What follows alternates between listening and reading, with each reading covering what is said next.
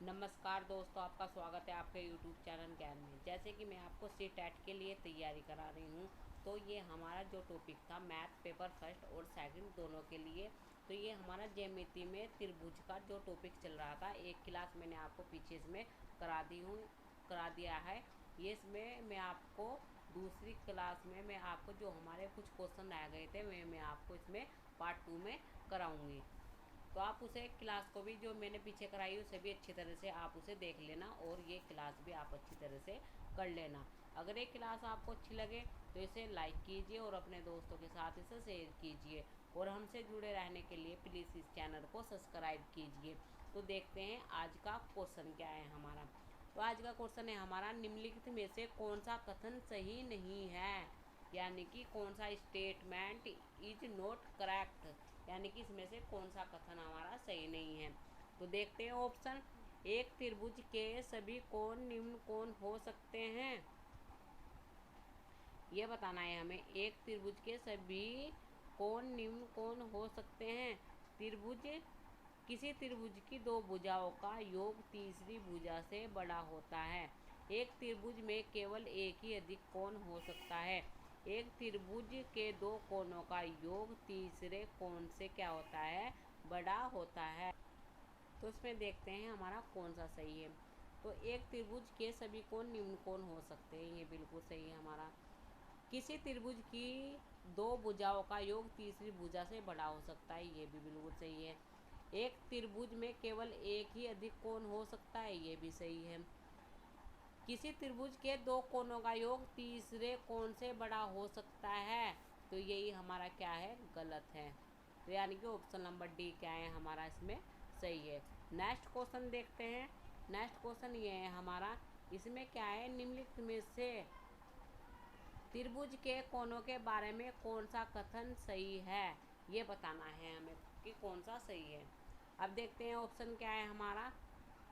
त्रिभुज के सभी कोणों का योग 360 होता है, नहीं होता है। त्रिभुज के सभी कोणों का योग चाहे वो त्रिभुज कोई सा भी हो, उसका योग 180 होता है। एक विषम बाहु त्रिभुज के सभी कोणों का योग समबाहु त्रिभुज के सभी कोणों के योग से कम होता है, ये हमारा गलत है। फिर क्या है, एक विषमबाहु त्रिभुज के सभी कोणों का योग समबाहु त्रिभुज के सभी कोणों के योग से अधिक हो सकता है, ये भी हमारा गलत है। फिर क्या है, त्रिभुज के सभी कोणों का योग 180 डिग्री होता है, ये बिल्कुल हमारा सही है। यानी कि त्रिभुज चाहे वो विषमबाहु हो समबाहु हो कोई सा भी हो, उसके यानी कि सभी कोणों का योग कितना होता है, 180 डिग्री होता है। तो ऑप्शन नंबर डी हमारा क्या है, बिल्कुल सही है। नेक्स्ट क्वेश्चन देखते हैं अब हम। तो नेक्स्ट क्वेश्चन देखते हैं। नेक्स्ट क्वेश्चन क्या है हमारा, ये है। इसमें क्या है, एक समकोण त्रिभुज नहीं हो सकता है। तो क्या नहीं हो सकता ये बताना है। तो हमारे ये ऑप्शन है। तो पहले हम ऑप्शन लास्ट से देखते हैं, यानी कि डी से। एक समकोण त्रिभुज एक बहुभुज हो सकता है, बिल्कुल हो सकता है। बहुभुज क्या होता है, इसकी परिभाषा होती है जो तीन आकृतियों से घिरी हुई आकृति होती है, तीन भुजाओं से घिरी हुई आकृति को हम क्या कहते हैं, बहुभुज कहते हैं। तो ये तो बिल्कुल सही है। एक समकोण त्रिभुज विषमबाहु हो सकता है, बिल्कुल हो सकता है। जैसे कि ये हमारा क्या है, समकोण है, ये हमारा 3 है, ये हमारा 4 है, ये हमारा 5 है। तो क्या है, विषमबाहु त्रिभुज भी हो सकता है, ये भी सही है। एक समकोण त्रिभुज समद्विबाहु त्रिभुज हो सकता है, बिल्कुल हो सकता है। पर एक समकोण त्रिभुज यानी कि एक समबाहु त्रिभुज नहीं हो सकता। क्यों नहीं हो सकता, क्योंकि समकोण त्रिभुज में एक कोण कितना होता है हमारा, 90 डिग्री होता है। पर समबाहु त्रिभुज में हमारे जो तीनों कोण होते हैं वो हमारे 60 डिग्री के होते हैं, इसलिए ये नहीं हो सकता। ऑप्शन नंबर ए हमारा क्या है, इसमें सही है। नेक्स्ट क्वेश्चन देखते हैं। तो अब आगे देखते हैं हम क्वेश्चन को। तो ये हमारा क्या है, अब ये हमारा फैक्ट है। यदि ए बी सी त्रिभुज की तीनों भुजाएं हो जिसमें सी सबसे बड़ी भुजा हो, तो तब क्या होता है, तब हमारा क्या होता है, तब त्रिभुज समकोण होता है। जैसे कि हम एग्जाम्पल ले लेते हैं। हमने क्या लिया, 9, क्या लिया, 9, 12 और 15। तो हम क्या करते हैं, जो सबसे बड़ी भुजा है हमारी उसका हम वर्ग कर लेते हैं, तो हमारा 225 आया। अब जो हमारी सबसे छोटी भुजा है उसका वर्ग करेंगे हम और जोड़ेंगे तो कितना आ जाएगा, 225। तो तब क्या बनेगा, तब बनेगा हमारा त्रिभुज यानी कि समकोण त्रिभुज बनेगा हमारा। नेक्स्ट देखते हैं। अब ये फैक्ट है हमारा, इसमें क्या है, यदि सी स्क्वायर यानी कि सी दोनों भुजाओं के योग से बड़ा हो तो तब क्या होगा, तब बनेगा हमारा अधिक कोण। तब क्या बनेगा हमारा अधिक कोण। जैसे कि क्या है, एग्जाम्पल ले लेते हैं हम। जैसे कि हमने लिया 6, 7 और 10। अगर हम 10 का स्क्वायर करेंगे तो ये होगा हमारा 100। फिर हम 6 का स्क्वायर करेंगे प्लस 7 का स्क्वायर करेंगे तो ये कितना होगा हमारा 85। तो यानी कि हमारा जो 100 का स्क्वायर है तो बड़ा होगा किसके, छोटी भुजाओं के योग से, तो हमारा क्या बनेगा, अधिक कोण बनेगा। फिर क्या है, तीसरा फैक्ट क्या होता है हमारा, उसमें होता है कि यदि हम क्या करें 6, 12 और 13 ले लें, यानी कि अगर हमारा तीसरे यानी कि सबसे बड़ी भुजा का वर्ग करेंगे हम तो 169 आएगा। फिर छोटी भुजा का वर्ग करेंगे हम तो कितना आएगा हमारा 180, यानी कि इससे ज़्यादा आएगा तो हमारा क्या बनेगा, जब बनेगा हमारा निम्न कोणीय त्रिभुज बनेगा जब हमारा। तो आगे हम देखते हैं, इस पर क्वेश्चन देख लेते हैं हम। तो ये क्वेश्चन दिया हुआ है हमें, इसमें क्या है, किसी समकोण त्रिभुज की 3 भुजाओं की लंबाई ये दे रखी है हमें, वो तो x का मान निकालना है हमें। तो हमें पता है अगर त्रिभुज की भुजाएं हमारी a, b और c हो तो समकोण कब बनता है, जब हमारी सबसे बड़ी भुजा का वर्ग दो भुजा के योग के बराबर होता है तब। तो हमारी भुजा दे रखी है x + 2 का होल स्क्वायर प्लस x - 2 का whole square plus x square. तो क्या आ जाएगा हमारा x स्क्वायर + 4 + 4x बराबर x square + 4 - 4x plus x square. तो ये तो हमारा कट जाएगा और ये हमारे जुड़ जाएंगे, क्या हो जाएगा 8x बराबर x स्क्वायर। तो x का बराबर क्या आ जाएगा हमारा 8 आ जाएगा ये। तो ऑप्शन नंबर बी हमारा क्या है, बिल्कुल सही है। नेक्स्ट देखते हैं। तो ये फैक्ट है हमारा, इसमें क्या है हमारा, यदि किसी त्रिभुज में बना बहिष्कोण सुदूर अंत्यकोण के योग के बराबर होता है। तो जैसे कि ये हमारा क्या है, ये हमारा त्रिभुज है, इसे ए मान लिया, इसे बी मान लिया और इसे सी। तो बहिष्कोण क्या है, यानी कि इसे सी को हमने आगे तक बढ़ा लिया तो ये क्या है हमारा एक बहिष्कोण। तो ये हमारा x है तो ये किसके बराबर होगा, जो सुदूर है यानी कि इसके योग के बराबर होगा।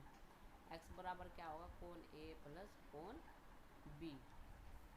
ये इसका फैक्ट का कहने का मतलब। तो आगे क्वेश्चन से देखते हैं और अच्छी तरह से। तो अब नेक्स्ट क्वेश्चन देखते हैं।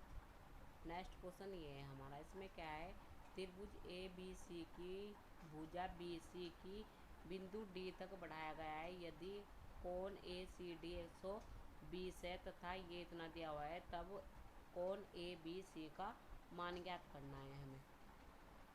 तो हमारा क्या है, ये एक त्रिभुज है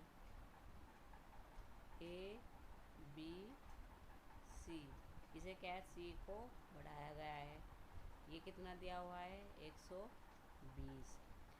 तो फिर क्या है हमारा, इसमें ये दिया हुआ है हमें क्या, त्रिभुज ए बी सी बराबर कितना है 1/2 कोण सी ए बी। तो ये कितना हो जाएगा हमारा, त्रिभुज ए बी सी बटे त्रिभुज सी ए बी बराबर कितना हो जाएगा 1/2। तो माना त्रिभुज ए बी सी हमारा एक्स है, तो त्रिभुज सी ए बी हमारा कितना हो जाएगा 2x हो जाएगा। तो यानी कि ये हमारा कितना हो जाएगा, ये हो जाएगा हमारा x है, तो ये कितना है हमारा 2x हो जाएगा।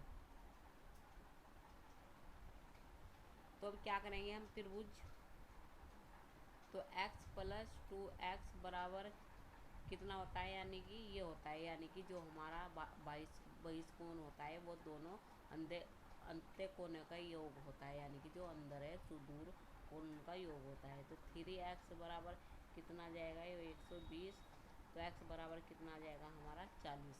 तो हमें कौन सा कोण पूछा था, हमें कोण ए बी सी, यानी कि ये वाला कोण, तो कितना हो जाएगा, ये हो जाएगा हमारा 40। तो ये आंसर है। नेक्स्ट क्वेश्चन देखते हैं। अब है हमारा ये, तो इसमें हमें क्या करना है, इसमें हमें दिया हुआ है, हमें दिया हुआ है क्या, कोण बी बराबर हम 2x मान लेते हैं, ये अनुपात दिया हुआ है हमें 2:3, और कोण सी बराबर हम क्या मान लेते हैं यानी कि 3x। अब क्या करेंगे हम, अब हमारा ये 120 दिया हुआ है, यानी कि जो इसके क्या है सुदूर, यानी कि ये हमारा कितना है 2x, और ये कितना है हमारा 3x। तो इन्हें हम जोड़ लेते हैं, 2x प्लस 3x बराबर 130। तो 5x बराबर 130, यानी कि x बराबर हमारा 26। तो कोण हमारा कौन सा पूछा गया है, b, यानी कि कोण b बताना है हमें। तो कोण b कितना है हमारा 2x, तो 2 गुना कितना हो जाएगा ये हमारा 26, तो ये कितना हो जाएगा हमारा, ये हो जाएगा हमारा 52, यानी कि ऑप्शन नंबर बी क्या है हमारा आंसर है। नेक्स्ट क्वेश्चन देखते हैं। तो नेक्स्ट क्वेश्चन क्या है हमारा, त्रिभुज ए बी सी में ए बी बराबर ए सी तथा भुजा ए बी को डी तक इस प्रकार बढ़ाया गया है कि ये हमें दिया गया है, तब हमें इसके बराबर बताना है। तो हम क्या करते हैं, एक त्रिभुज बना लेते हैं, ये ए बी सी, फिर क्या है ए बी को बढ़ाया गया है, यानी कि इसे बढ़ाया गया है, ये कितना है, ये हमारा है डी। तो हमारा क्या है सी बी डी कितना दिया हुआ है 150, तो ये दिया हुआ है हमें, तो ये 150 है हमारा, तो ये अंदर वाला कितना होगा, ये हो जाएगा हमारा 30, ये हमारा कितना हो जाएगा 30 हो जाएगा। फिर क्या है हमारा, फिर दिया हुआ है ए बी बराबर ए सी, तो ए बी बराबर, यानी कि ए बी के बराबर कौन सा कोण है हमारा सी, और ए सी के बराबर कौन सा कोण है हमारा कोण बी। तो ये कितना दिया हुआ है हमें 30, जब ये 30 है हमारा, तो सी भी हमारा कितना हो जाएगा 30, तो ए कितना हो जाएगा हमारा 120, क्योंकि त्रिभुज के तीनों कोणों का योग कितना होता है 180 होता है। तो हमें क्या निकालना है इसमें, कोण बी ए सी, यानी कि बी ए सी, तो कितना हो जाएगा हमारा 120, यानी कि ऑप्शन नंबर डी हमारा इसमें सही आंसर हो जाएगा। नेक्स्ट क्वेश्चन देखते हैं ये, इसमें क्या है, किसी त्रिभुज ए बी सी की भुजा बी सी को डी तक बढ़ाया जाता है, तो ये हमें कोण ए दे रखा है, ये दे रखा है, तो इसमें भी हम क्या करेंगे, ऐसे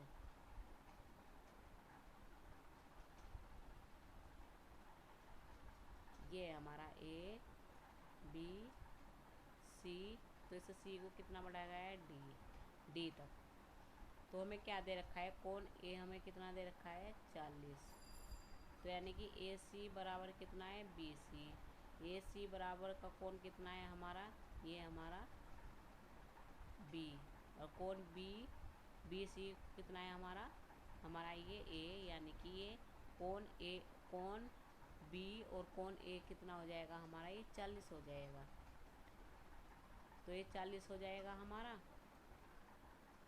तो यानी कि त्रिभुज के तीनों कोनों का योग 180 होता है, तो ये 100 हो जाएगा। तो ये 100 है, तो ये हमारा कितना हो जाएगा, 80 हो जाएगा।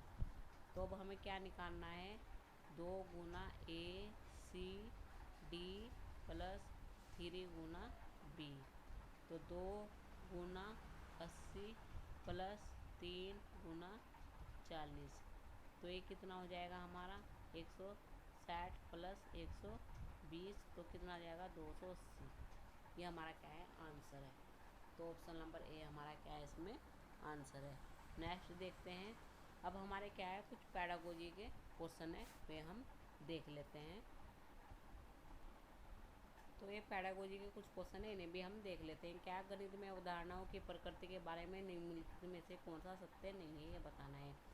पहला ऑप्शन क्या है, गणित अवधारणा अमूर्त प्रकृति की होती है, बिल्कुल सही है। गणित अवधारणाओं को रैखिक रूप से व्यवस्थित किया जा सकता है, नहीं।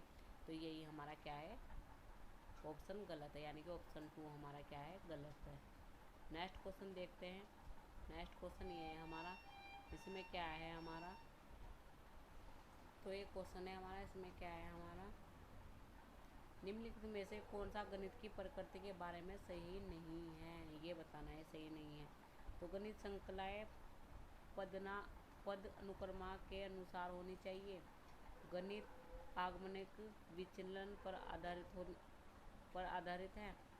गणित श्रृंखलाएं प्रकृति में अमूर्त है। गणित का अपना चिन्ह, शब्द और भाषा का समुच्चय होता है। तो ऑप्शन नंबर 2 हमारा क्या है, इसमें सही है। नेक्स्ट देखते हैं। नेक्स्ट क्या है हमारा, ये क्या है, गणित में त्रुटियों की भूमिका। तो इसमें देख लेते हैं। गणित शिक्षण में त्रुटि विश्लेषण एक विशेष प्रकार के दैत्य कार्यों से निपटने में एक विद्यार्थी द्वारा की जाने वाली त्रुटि की प्रकृति की पहचान करने का प्रयास करता है। त्रुटि और गलतियाँ गणित अधिगम का एक अभिन्न हिस्सा है, इसलिए गणित अधिगम में गलतियाँ या त्रुटि करना भी शामिल है। छात्र अपनी गलतियाँ और त्रुटि से भी सीखते हैं। त्रुटि गणित सीखने में महत्वपूर्ण भूमिका निभाती है, क्योंकि त्रुटि बच्चे की सोच को दर्शाती है। फिर देखते हैं, फिर क्या है हमारा, त्रुटि बच्चों की सोच के स्तर को दर्शाती है। जो त्रुटि करते हैं वह उनके सोचने के तरीकों का प्रतिनिधित्व करती है। त्रुटि केवल लापरवाही उत्तर नहीं है, बल्कि कभी कभी वे छात्रों द्वारा अपने पिछले अनुभवों के साथ बुद्धिमान सामान्यीकरण को भी दर्शाती है। सीखने के अवसरों के रूप में त्रुटि का उपयोग करने के दृष्टिकोण गणित शिक्षण और अधिगम के पारंपरिक संचरण दृश्य को दूर करने में मदद कर सकते हैं। गणित में त्रुटि तथ्यात्मक, प्रक्रियात्मक, वैचारिक हो सकते हैं और कई कारणों से हो सकते हैं। फिर क्या है हमारा, अभी हमारा क्वेश्चन है ये, त्रुटि गणित सीखने में महत्वपूर्ण भूमिका निभाती है, यह कथन है असत्य है, क्योंकि त्रुटि लापरवाही के कारण होती है। फिर क्या है, सत्य है, क्योंकि त्रुटि बच्चों की सोच को दर्शाती है। तो यही हमारा क्या है, सही है। ऑप्शन नंबर 2 हमारा सही है। तो ये मैंने आपको जो ज्यामिति के हमारा त्रिभुज का टॉपिक था, वो मैंने आपको आज कंप्लीट करा दिया है। आई होप आपको अच्छी तरह से ये समझ में आया होगा। अगर ये क्लास आपको अच्छी लगे तो इसे लाइक कीजिए और अपने दोस्तों के साथ इसे शेयर कीजिए, और हमसे जुड़े रहने के लिए प्लीज़ इस चैनल को सब्सक्राइब कीजिए। तो धन्यवाद इस क्लास को देखने के लिए।